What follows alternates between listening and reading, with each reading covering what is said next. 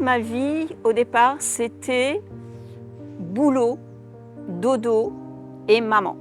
Je passais 60 heures au travail, j'étais kiné, je bossais comme une dingue, j'étais épuisée. Le week-end, je me donnais le devoir d'aller déjeuner avec ma mère, donc tout était rythmé. Mais j'étais plutôt en mode survie qu'en mode vie, puisque en fait, il n'y avait pas grand-chose dans ma vie.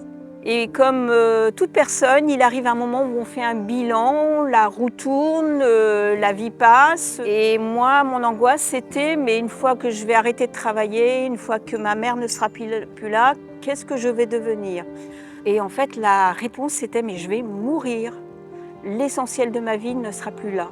Et panique, panique, tu as plus de 50 ans, on t'enlève ton travail, on t'enlève ta mère. Il ne te reste plus rien. C'est la rencontre, les retrouvailles avec mon cousin qui ont fait électrochoc pour moi, puisque nous avons échangé. Il m'a dit, mais Catherine, bouge maintenant parce qu'après ça sera trop tard. N'attends pas ta retraite et n'attends pas que ta mère meure. Tu seras épuisée et tu ne feras plus rien. Là, tu mourras également. Donc c'est aujourd'hui. Aujourd'hui, tu dois bouger. Et ça a été pour moi un électrochoc. J'ai eu un instant de panique et en même temps je savais qu'il disait vrai. Je me suis dit, qu'est-ce que je peux faire? J'avais déjà fait moult psychothérapie parce que en fait, j'avais un passé douloureux, un passé d'anorexique, des difficultés de relationnel avec ma mère. Je n'étais pas une enfant désirée, je n'étais pas attendue, j'avais dérangé mon univers proche toute ma vie.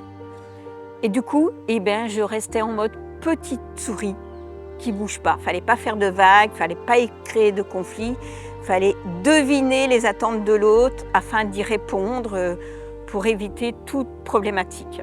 Mais moi, j'étais quelque part éteinte. Une partie de moi était éteinte. Ma créativité, ma joie de vivre, tout ça, ça ne pouvait pas exister. Donc je tombe sur la mémoire cellulaire et je me dis, ça fait référence aux mémoires du corps, aux cellules.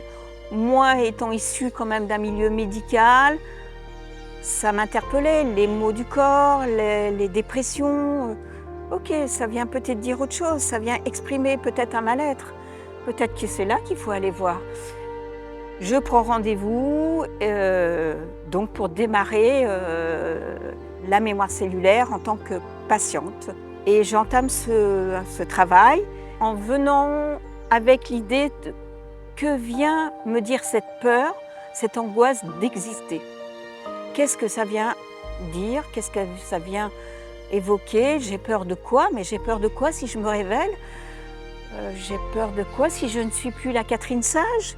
J'ai peur de quoi si je suis quelqu'un d'autre, en fait? Donc j'entame ce travail et très progressivement, on voit d'où ces peurs viennent. Très progressivement, j'ose changer certaines choses. Et la première chose que je vais changer, c'est de me dire, mais moi, j'ai envie de devenir praticienne en mémoire cellulaire aussi. J'ai envie d'arrêter de soigner les gens sans essayer de comprendre d'où viennent leurs bobos. J'ai envie de les aider à prendre la responsabilité de ce qu'ils expriment ou de ce que leur corps exprime d'une façon ou d'une autre et d'aller chercher avec eux l'essentiel de cette problématique et de les aider à prendre en main leur vie pour se transformer comme moi je le fais là en travers ce travail sur moi. Ça m'a aussi déculpabilisée parce que je me sentais coupable d'être qui j'étais, je me sentais coupable de ne pas sortir de cet enfant qui ne voulait pas devenir adulte. Ma première étape, ça a été de m'autoriser à sortir du cabinet de kiné et de me donner une journée où j'allais me former. Là où pour certains c'était une épreuve, pour moi c'était une joie, c'était une libération. Je sortais des 4 murs dans lesquels je passais 12 heures par jour, 5 jours par semaine. Je sortais de l'appartement de maman où je déjeunais tous les dimanches. Je rencontrais d'autres personnes qui avaient juste envie, comme moi, de bouger, de changer. Mais c'était pour moi une ouverture, une joie, quoi. Donc chaque fois que j'allais en formation, j'allais en vacances. J'allais me rencontrer, j'allais rencontrer d'autres personnes qui, comme moi, avaient le même chemin, le même désir, le même besoin de renaître, de naître à soi. La Covid est arrivée par là, m'a donné un petit coup de pouce. Premier temps, panique. On arrête de travailler, on est enfermé à la maison. Et en fait, moi, ça m'a permis de me reposer et de me poser. À partir de ce moment-là, je quitte le cabinet où j'ai bossé, je m'éloigne de ma mère, mais je quitte aussi Paris. Et bien, c'est ce que j'ai fait. Un jour, j'ai dit, je vends mon appartement. Je suis allée m'installer dans le golfe du Morbihan. Et j'ai dit, tu fais quoi maintenant? Eh bien, tu vas continuer à aider les gens, parce que ça, tu sais faire. Mais tu vas les aider différemment. Tu vas plus être cette béquille qui les porte et qui continue à les porter et qui quelque part les empêche de naître à eux.